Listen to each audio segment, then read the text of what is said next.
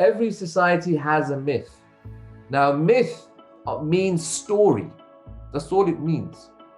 Now, what we have to understand and what we have to really find out about ourselves is, whose story are we living in our lives? Are we living the myth of society? Are we living the story of the family? Or are you living your own authentic story? Because the majority of people are living a story that is not their own. And again, we're going to find this out, especially when we get to the family. So we have to discover our own stories, our own myth, and then live by that myth. Human beings, we live through stories.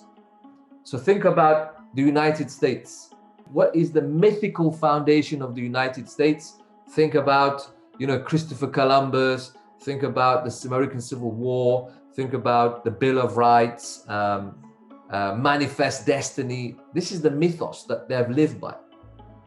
Myth shapes the human psyche. Very, very important. Myth shapes the human psyche.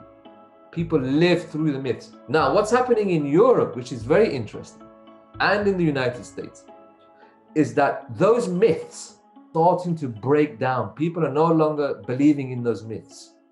Therefore, they're running onto the streets and protesting.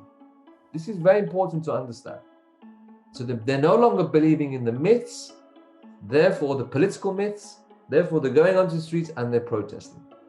But we're going to look at myth right at the end of the course, because we want to access a wonderful area of the self that is both full of light and full of darkness, and that is the unconscious. But how do we access the unconscious? We're going to use ancient myth. Symbols are the language of the unconscious.